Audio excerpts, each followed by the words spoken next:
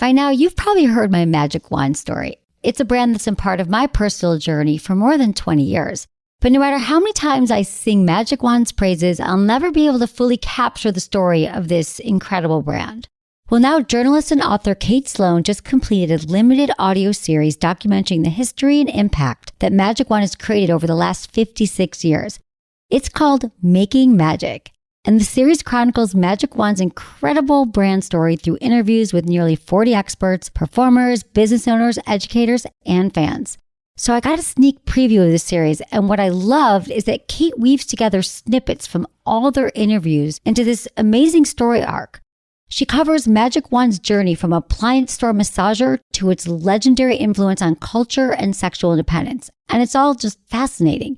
The first episodes of Making Magic are available now at makingmagicseries.com or on all popular podcast platforms. Just search for Making Magic or visit makingmagicseries.com today. Thanks for listening to Sex with Emily. On today's show, I'm joined by Sarah Brokaw, host of the podcast Shared Secrets. We're talking couple dynamics, relationship ups and downs, and of course, answering your questions. Topics include how therapy actually works with couples to set the foundation for healthy relationships, moving past a cheating incident, the real impact technology and social media is having on all of our relationships, and the right way to talk about what's not working sexually with your partner. All this and more. Thanks for listening. Into his eyes. They're the eyes of a man obsessed by sex. Eyes that mock our sacred institutions. Bedroom eyes, they call them in a bygone day. Hey, Emily, you got a boyfriend? Because my man E here, he just got his heart broken. He thinks you're kind of cute. A girl's got to have her standards. Oh, my. Do women know about shrinkage? Isn't it common knowledge? What do you mean, like laundry? It shrinks? Can we not talk about sex so much? Are you kidding me? Oh my God, it feels so good. Being bad feels pretty good. But you know, Emily's not the kind of girl you just play with. I'm really excited to welcome my guest, Sarah Brokaw. She's a therapist, author, and host of the podcast Shared Secrets. Hi, Sarah. Hey, Emily. Hi, this is so fun. It's so much fun. I'm glad you're here in my office and in my office. And I was excited to be a guest on your podcast a few weeks ago, which everyone can check out, Shared Secrets. So you are a therapist. Yes. We're going to get into your podcast in a second, but tell me about how did you get into therapy?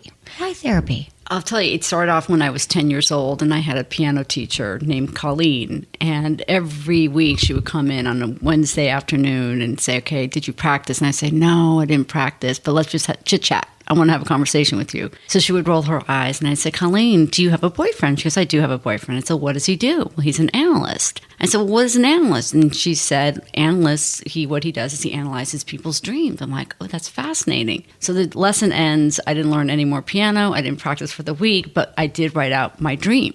So she comes back a week later. I'm only 10, mind you. She comes back a week later, and she goes, did you practice the piano? And I said, I didn't, but I wrote out the dream that I want your boyfriend to analyze. Love it. So at the end of the piano lesson, my mom comes in. She goes, is Sarah making any progress? And she's like, she'll never be a pianist, but most likely she will be a psychoanalyst or a psychotherapist. Wow, at 10. At 10. That's amazing. And so did it click with you then, really, too? Oh, yeah. So you've always just been fascinated with the people's minds and how people relate to each other. And I always say, on a cellular level, we're really all the same. Right. And that's really what a lot of your work has been about, right? Yes. Kind of like bridging the gap so we're not all living alone in isolation and sharing our secrets, sharing our stories. And so you see a lot of couples, individuals, you see everything, right? But I'm fascinated by your work with couples because you've been over 10 years. You've been over 10 years. I've been working, with couples. It started off with specialized training at the Ackerman Institute in New York. Then I did more training with the Gottman Institute. I love that you did Gottman. I have so many questions. Yeah, I mean, you've had extensive training with trauma. And so, but let's talk about, first of all, I love the Gottman training. Yes. Is there a way that you could, I talk about it on the show sometimes, but. How do I describe it in a nutshell? I just feel like it's some of the most fascinating work and studies I've seen around. Well, the reason why, for me. John Gottman is what we're talking about. Brilliant. Right. But he also has his wife, Julie Gottman, who's the clinical psychologist. So she's more the clinical part of the Gottman Institute. John is the scientist. And for me, I'm such an evidence-based person. I want to have evidence as to how these schools of thought really work, right? Before I can just employ them with the clients that I work with. And so I read all the books, the marriage clinic and like the 7 principles of a happy marriage. And then I decided to take some of the classes that he was teaching online. And I thought, okay, this is so up my alley.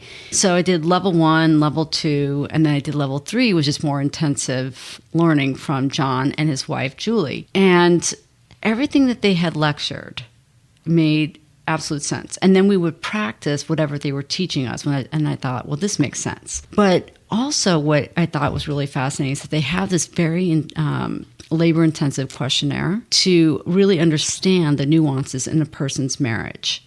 And it's things that you can't get over months or years of working with the couple. But this is just the fastest, most effective way in getting information that I don't think there's other institutes or therapists who are doing that. I've never heard anything that was that effective, but you're saying that these forms, couples fill them out? Yes. So it's not just the therapist fills it out, the couples fill it out. The couples fill it out. So all I have to do is just go online and send the questionnaire to my couple, and then each partner will fill out the questionnaire separately. And it will say, and then I'll get the results back, and it'll say, these are the strengths, these are the weaknesses, these are possible ideas how you work, but you need to be a professional. You can't just do it. I can't just do it for my friends. No, you guys aren't doing well. Send exactly. it to me. Right. Exactly. You need to analyze the data and stuff. Exactly. But I love that, and a lot of it turns out strengths, weaknesses. I mean, the thing I'm thinking of is their headlines, which is basically that they can predict the predictors of divorce. Yes, I think that it's something that I recommend to all my clients, where if they're ready to graduate from the therapy in my office and they say, well, if we need more resources, I always have them go to the Gottman website. Right.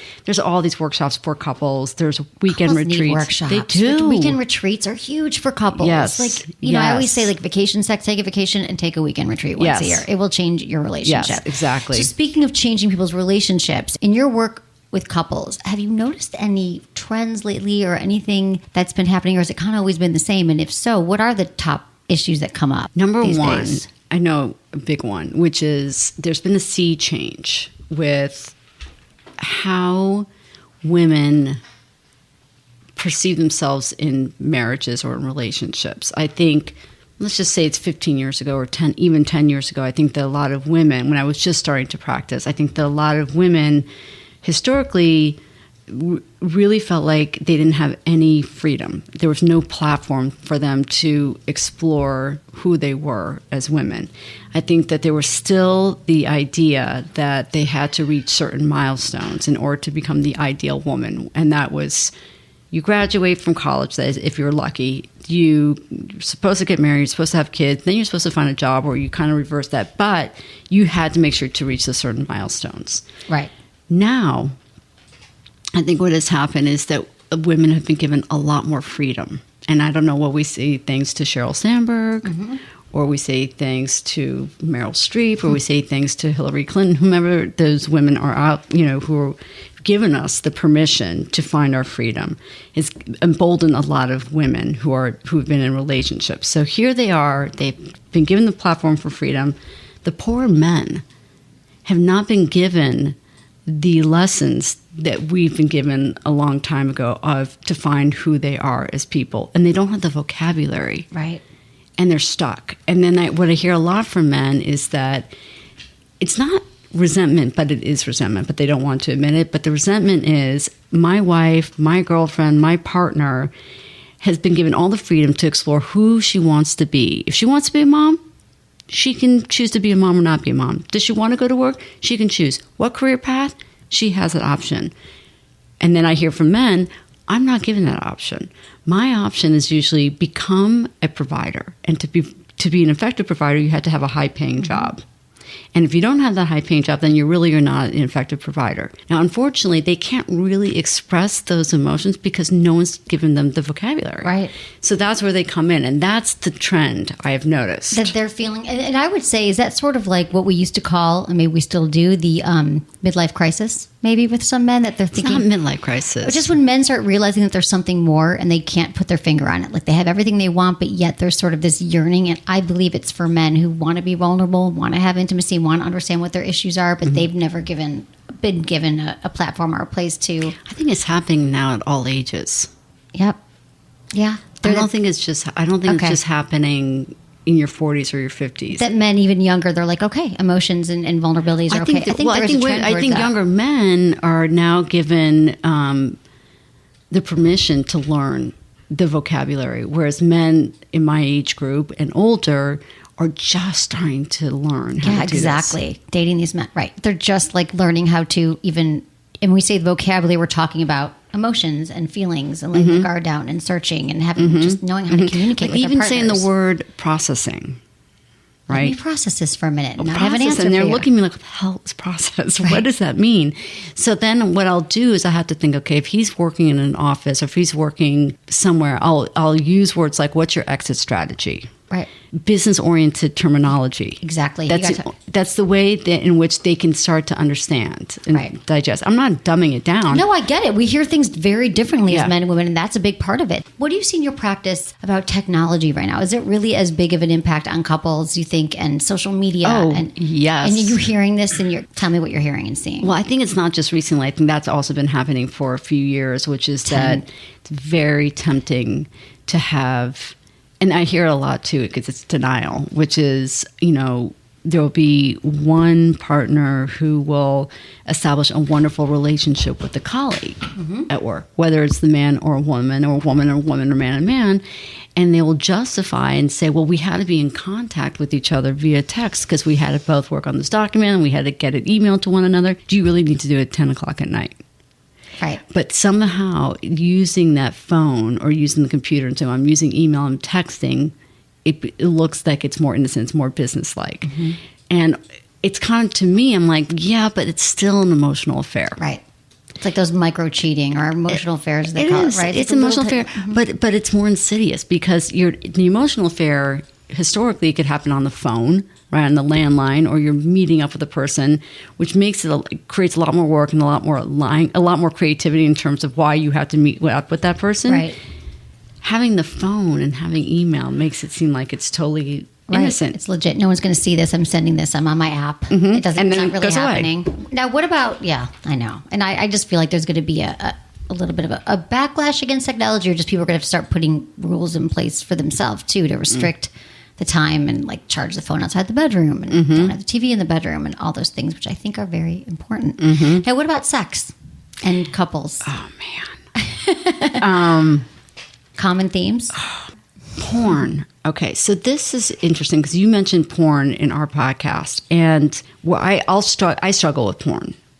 Personally, watching all porn? I do, and I do as a therapist as well, because I've worked with Equality Now as a volunteer, and I've met a lot of former victims of sex trafficking, and they've been in porn. So for me, I have this very different view than maybe someone who wants to watch it just to kind of get themselves titillated to get into the mood. I look at it as these are poor, subjected women out there who are struggling in surviving. Right. A lot of them are. Right. Unless it's like, consensual porn or porn. Right. But is there porn. such a thing? Right.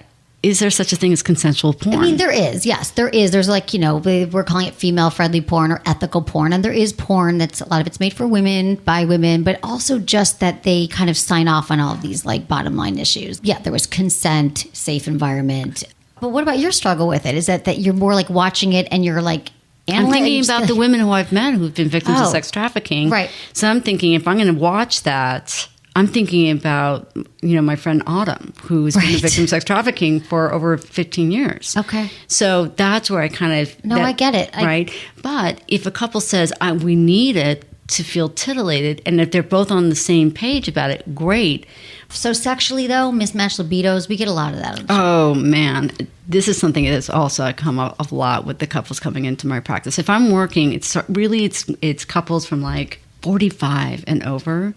Women are very comfortable in talking about going through perimenopause at 45 and over, and talking about vaginal dryness, and talking about how, they don't have as much of a sex drive as they used to, but they're willing to work on it, right? They're going to get the estrogen cream. They're going to have sex more often just to keep themselves lubricated. Men will not talk about erectile dysfunction. No, they will not talk about their penises at all. No, I know. They won't talk to the doctor about it. Yes, and so it's one of the first things I bring up with them. I said, your partner, female partner, wife, girlfriend, partner, is bringing this up, and it's something that she could be ashamed about, but she's choosing not to be ashamed about it.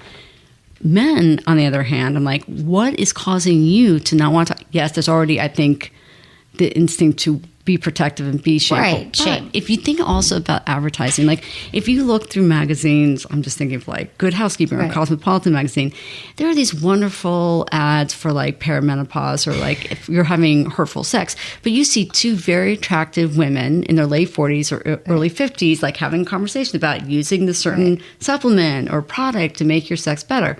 But if you see ads for erectile dysfunction, you're seeing an 80-year-old man Right, exactly. taking Viagra. They're like, I'm not that guy. Why don't they have the two guys at the bar going, hey, buddy, last night I couldn't get it up. Well, here, that's what you could do. Oh, well, that's what I want. I mean, I do. And I do feel like this is the time where men are realizing that there's more places for them to go and more, have that dialogue. And it's okay to be open and emotional. And hopefully, I know that you're helping them. I'm hoping. I think that the men who've come into my practice have felt comfortable enough with me to have this conversation. Well, it sounds like it. And so if people feel very comfortable talking to you, as I did on your podcast. I loved it. And so let's talk about Shared Secrets, your podcast. And how I came up with it. Yes, I want to hear all about that. You've interviewed so many fascinating people, so everyone has to check it out. I know it's very well done, well produced, and just you're a great interviewer. I just love it so much. And it all stemmed from, I think, around 3 years ago when I was really burnt out with therapy, and I had to figure out, why am I so burnt out? Why am I so burnt out? Is it compassion fatigue? And it's not. It wasn't compassion fatigue. It was about the tremendous amount of unnecessary shame that people were bringing into my office about the secrets that they're holding on to. Right. That felt like they didn't need to be secrets. And then there was a lot of so you're only as sick as your secrets in AA, right? Like AA term, right? No, but it's that's part of it, yeah. right? And then I also noticed that because of the introduction of social media, which I do appreciate, I use Facebook, I use Instagram.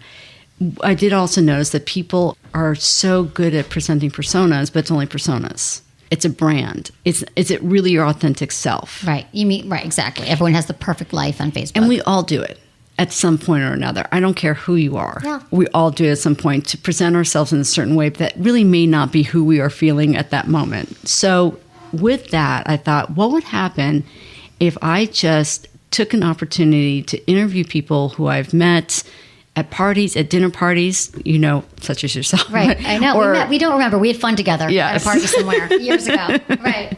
Or, I find, people who I've met on Facebook or people I've known for years where they shared a secret. I'm like, are you willing to get on the podcast with me and talk about your secret? And they're like, yes, because it gave me so much freedom. Well, right.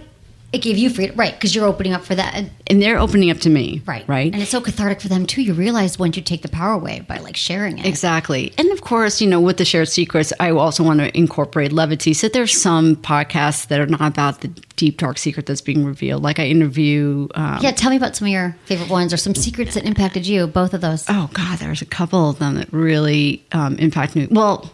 Okay, so let's just start off with this woman who's a good friend of mine named Lauren, and she talks about the secret to the taller, thinner, younger you, and talks about the foam roller, right? That to me was more just fun, but it's not a secret, right? Using the foam roller, like using for stretching foam roller, and stuff. and she talks about it, and she talks about the fascia, all that. Right. That's great, right? But it's not psychologically oriented, right? At all. No, I didn't feel like I listened to a lot of your podcasts, and I felt like they were secrets, but the way you because I didn't want to make it. I didn't want to exploit them, and I didn't want to make it a therapy session. Right. I wanted to make it more of a dialogue. Right. That was my intention. One of the ones that was actually also very powerful, but he can't give his last name. Okay. But it's also because I think it's part of the AA code of ethics. Okay. He was more than willing to do it. He's like, I just can't do it. Right. He's a good friend of mine. We knew each other in Japan in our 20s. We knew each other in our 30s. And then I hadn't seen him. He kind of disappeared. And he's a guy who went to USC. Did he go to USC? He went to USC. He was like the president of his fraternity, dynamic, erudite, just a dynamo.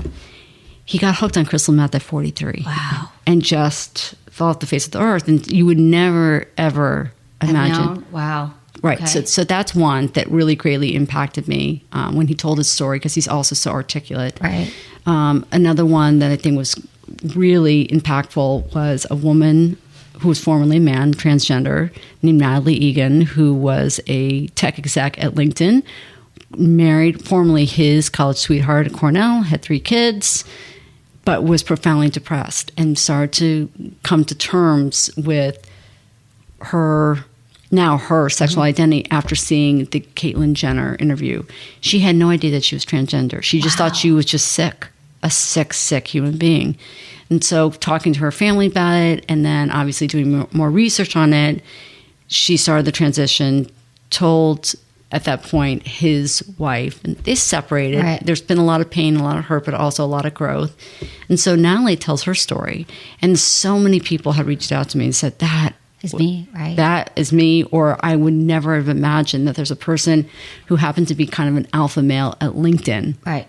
Who's making the transition. You have a picture in your mind, but Bruce Jenner, if you think Bruce Jenner was an all-star athlete, right? Like on my Cheerios box as a kid, like he was everything. Exactly. And right. So let's talk about sharing secrets. Okay. So let's go back to that, because people think, oh yeah, I can never. Yeah, sharing secrets is a good concept, but I can't tell anyone my secret. Like let's talk about just more about the theory behind, or the rationale behind. Actually, like when people say like everyone has a secret, right? But then you're like, but I'm not going to tell my secret. Right. Exactly. Right? Or like, what is the power? What have you seen kind of catharsis about sharing a secret? Because I think the way that I look at it was, so I wrote this book called 42. Yeah, I want to talk about that too. Okay. And when people say, well, how do you go from writing a book 40, what's the connection between fortitude and shared secrets? And I say, you can't find your fortitude unless you come to terms with the secrets, because the secret is what prevents you from growth. Let's talk about some of those common secrets, though, that people you think would. For example, so in your book 42, you were turning 40, and you were like, having dread facing that birthday cake, and thinking like, I want to just talk to women and see how they're facing it. Right. So what are the common secrets? I think one was about wanting to have kids.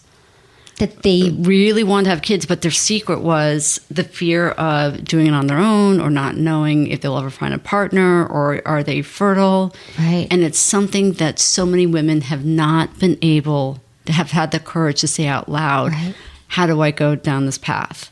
And so, as I call it, researchers me search, I was going through the same exact, my secret was also that. I ended up not going to my 20-year reunion because I wasn't married and I didn't have kids, and I did not want to show up empty-handed. So my secret was the embarrassment. The shame you have around that you didn't live up to ticking off this thing that we said women have to meet these milestones. Exactly. So then that's when, at that moment, I call it a sparkling moment. At that moment, I said, okay, here I am, talking to all these clients and all these other women out there saying, find a sense of courage, face life with a sense of confidence and curiosity rather than fear and regret. And I was doing exactly opposite. Right. So at that moment, it was an aha moment, even though I don't believe in aha moments. I just kind of believe in moments. Right. And I just said, okay, I had to really have a good dialogue with myself. I said, what is my fear? My fear is about, will I never have a child? And then how do I take the word fear out, replace it with curiosity? How can I have a child? Right. So I did it. I did it. Do you talk? I mean, how much do you talk about your experience with this? So at that point, all the time. Okay, so tell me about. So you all the time went through the process of. It's a beautiful, beautiful journey that I went on. It started off at broken up with the boyfriend I moved out to LA with, who it just turned out to be an absolute disaster. But the silver he got you here. He got me here. Exactly. Right. Exactly. And I was in the midst of writing the book. And then I thought, oh my God, I just turned 40. And here I am writing this book for people to, women to feel empowered. But why am I not really focusing on what I need to focus on? So it was, let me see, man, I was like in the middle of my 40th year that I, went to California Cryobank and I bought some vials of sperm, and then that was fine. And then one of my friends said, I want you to come over to my husband's house because we're celebrating his birthday. So I'm like, okay, I'll go. I went begrudgingly. I walked in and they said, we want you to meet this guy. Wow. And in walks this beautiful Eurasian man, even though he's Chinese, and his name was Adrian. I'm like, oh dear God, he's beautiful. We ended up talking. We had this intense connection with each other. And I gave him my phone number thinking that he was going to call me. And I'm like, God, he didn't call me. So I ended up calling him a few days later, and we kept hanging out. And we were coming up with an idea for a Bravo TV show, and he came over, but I also knew I had such a crush on him. So one of my friends said, you know what, I think you just need to make the move. I think that you can talk about your TV show and talk about your treatment, but really what you want to do is seduce him. Right. Like, right. Kiss him. Something. So exactly. So I said, okay. So I called him. I said, why don't you come over in 20 minutes and we'll talk about our treatment. He's like, great. So I got myself in the black dress. I got a bottle of wine for liquid courage. I lit the whole house up in candles. He comes into the house. We're sitting down chit-chatting, and then something comes up about, I don't know what it was, about like, what do we tell the producers about? We're not a couple, we're just friends, but what are you going to say about your relationships? Trying to hint to get an idea where his status was. And he goes, well, I'm glad that you're asking. I'm bi. And I just kind of stood back. I'm like, wait, what? I'm like, you're bi. And then I said, do you have a boyfriend or are you bi? He goes, well, I have a boyfriend. I said, and then my mom, I'm like, well, then you're gay. Right. Then I started to laugh. He goes, why are you laughing? And I said, I'm laughing because I got dressed up in this black dress. I lit the house up with the candles. I was ready to give you a big smooch. Not happening. Right. So from that moment on, we just became that much closer. On my 41st birthday is when I proposed to him and asked for his sperm. Wow. Okay. And so it's 41st, now I'm almost 48. And so it took us a good year. We did IVF, and now we have a beautiful kid. Now, initially, I'm just telling the listener out there, initially, what you have to do to go, when we made that decision, it's a lot more difficult than it used to be. Right. But now it's a lot easier because of the difficult process we have to go through. You have to, even in the last 5 years. Right. Yeah. And so I, as the mother-to-be, had to hire a lawyer for myself and hire a lawyer for him. That's the first step. The second step is that you have to go to a fertility psychologist to see if I'm deemed as, if you're using a direct donor. Right. If you're not using an unknown donor, this doesn't matter. It's irrelevant. Then the psychologist says, well, what if you're in this situation? What if he's in this situation? How are you going to handle it? She, at the time, could determine whether I was psychologically sound and if he was psychologically sound. Obviously, she said, you both fine. Thank God. Great, okay. Right. Then the lawyers come in. And this is where it got litigious. So my lawyer is saying, well, you don't want to have this man be part of your life. He is the direct donor. He's the donor. You don't want him to come in. But he's your friend, too, so that's a very... It got very complicated. And I think that his lawyer is saying, well, all of your rights are going to be taken away here. So do you really want to sign up for this? So we both started to get really tense with each other. And it took him a good year for him to sign that contract. So there I am waiting. I'm looking at my eggs disappear from me every month. And then finally, it was... I said, what do you think you need? Adrian says now. I said, what do you need in order to feel convinced that this is the right choice? He goes, I need to talk to your dad. And I think he felt that he needed to talk to my dad because I know his dad passed away. He didn't want to get any opinions from women. He needed to hear from a man. He needs a man. Yeah. Good. So my dad said, get on it. Right.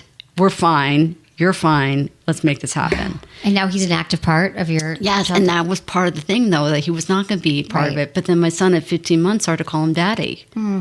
Yeah. Right, that's a beautiful... But it's an anomaly because everyone says, well, how do I get that set up? But I guess the message is not that set up, just that if women are listening to this and they're feeling it, like there's, it's okay. Also, if you don't want kids, like I've never had that urge to have kids. It was never a thing. And I never felt that it was... And I felt okay with that. I'm like, obviously I love kids. I always give it like, I love kids. Like people think I don't love kids. Yeah. Like, I mean, no, but it just was never a choice of mine. I never felt that urge. But I think a lot of women do.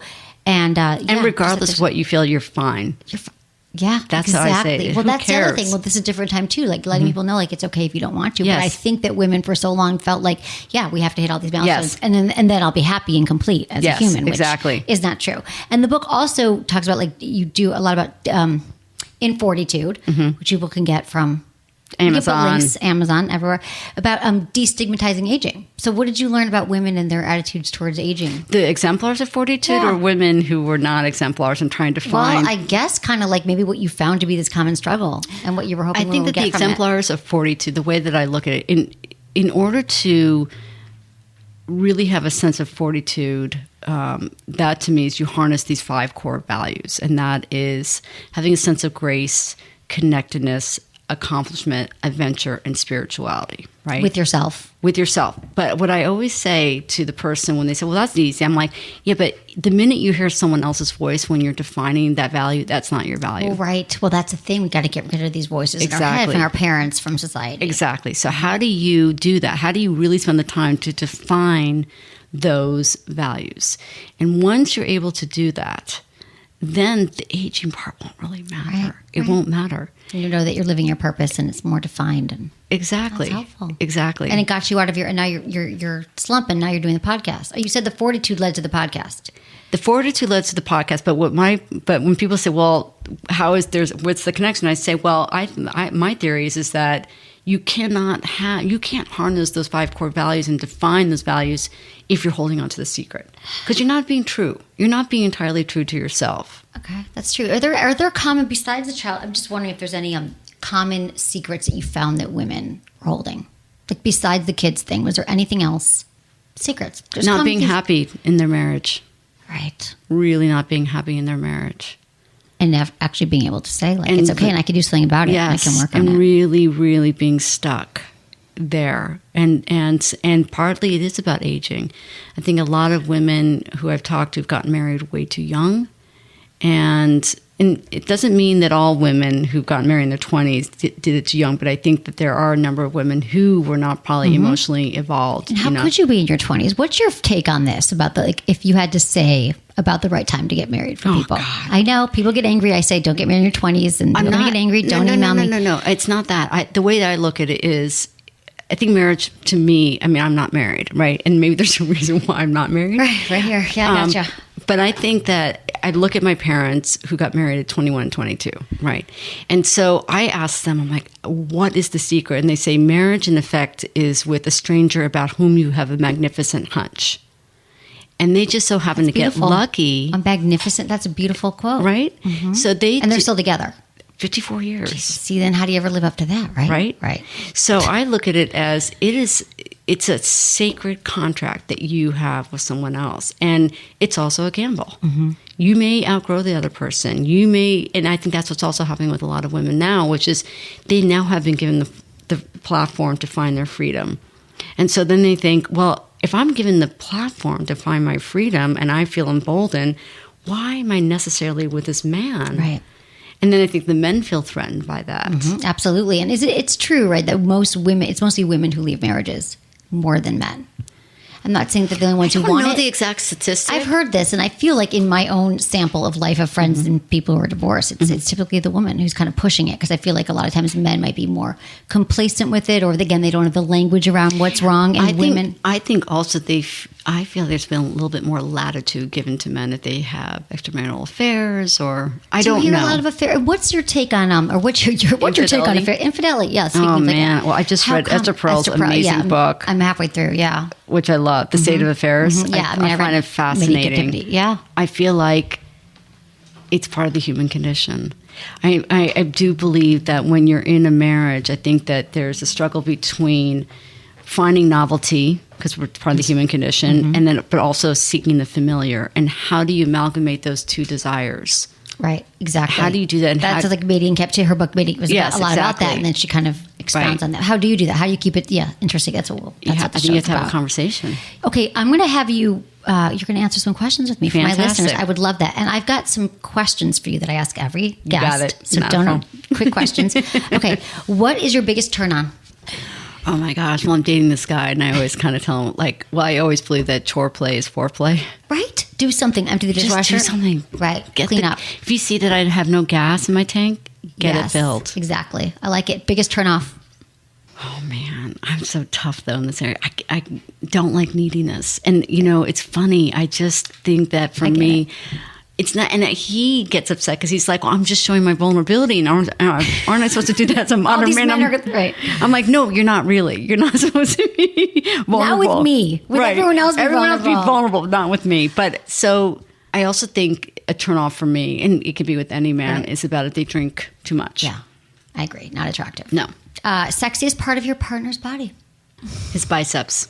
And what's the one thing you wish you could tell your current partner or all future partners about your body's needs?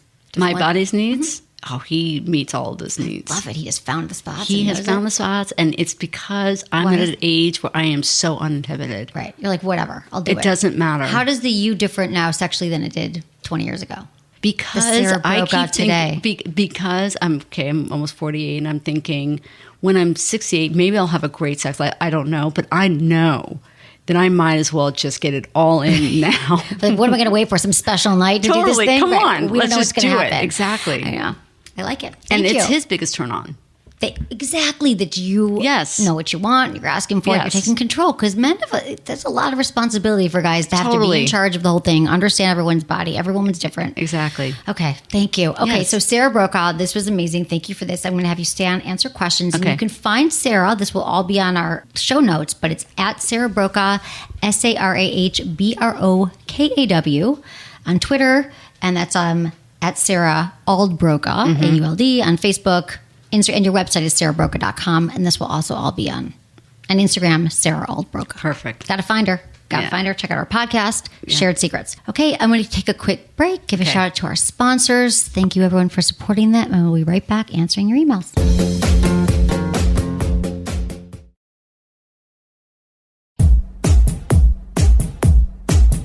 We're on to emails. I'm with Sarah Brokaw. Thank you for staying here with me. We're going to help the people. I love hearing from all of you. Thank you for all your amazing emails and messages. You can easily ask a question. Text Ask Emily, one word, to 797979. And you can easily ask a question that way or submit a question from the Sex with Emily website via the Ask Emily tab. And as always, include information that helps me help you, your gender, your age, how you listen, and where you live, and all that good stuff.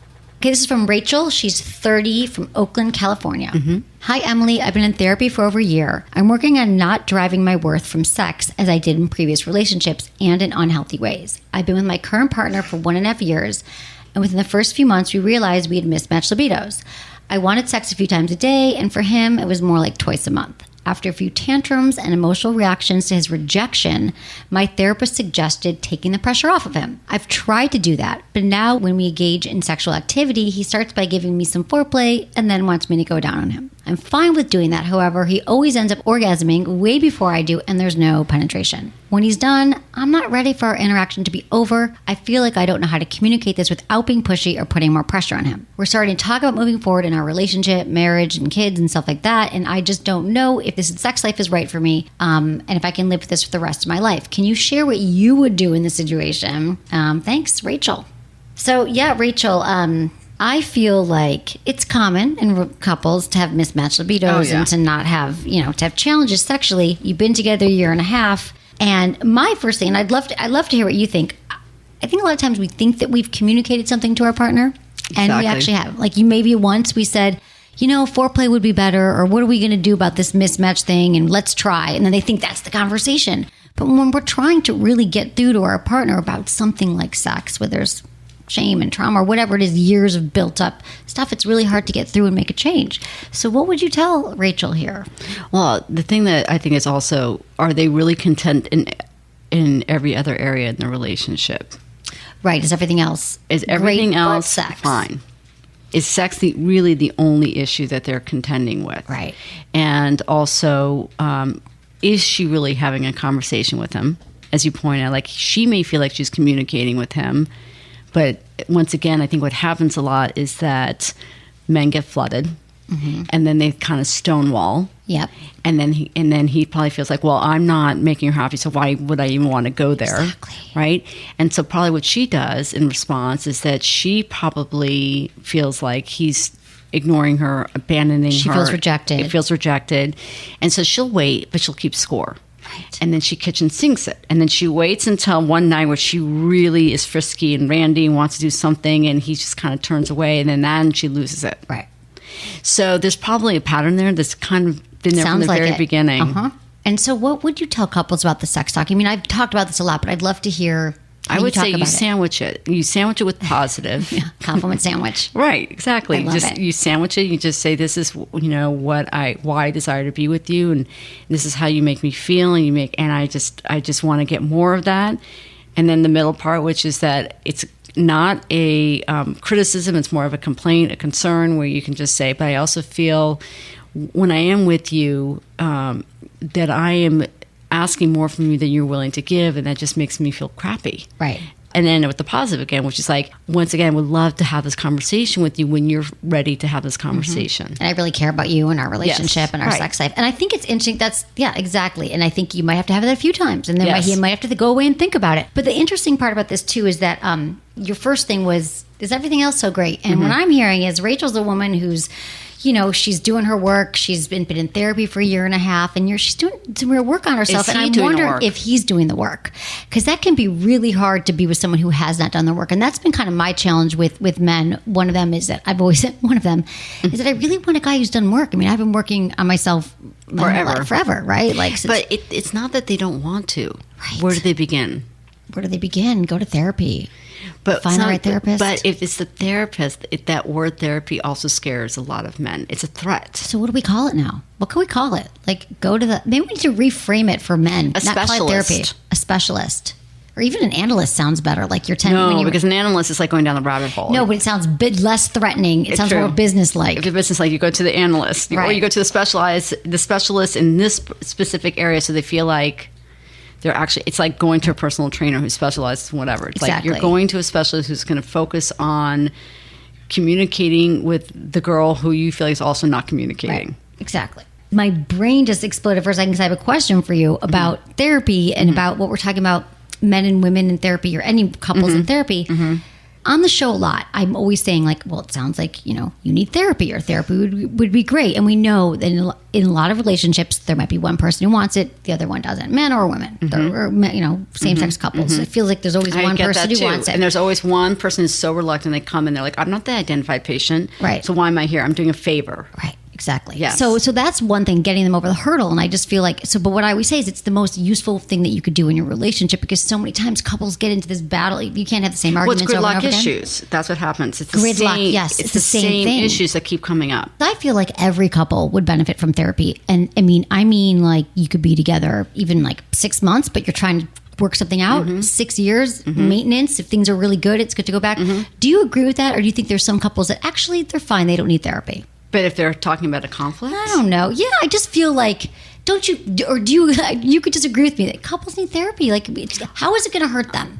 Well, it's not going to, I don't think therapy is ever going to hurt them unless you find a therapist who just wants to pathologize your gridlock issues. Right. Like what I say, especially to couples who've just had kids to come in, I'm like, you should go to therapy, because what happens a lot of the times is that you're not only exhausted for having a new being in your life, but a lot of times that energy that you put on your partner is now being redirected to someone else.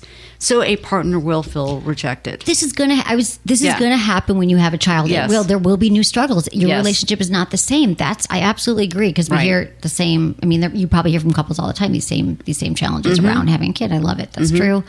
Go to therapy, everyone. Okay, let's go back to Rachel here for a minute. I think Rachel from Oakland.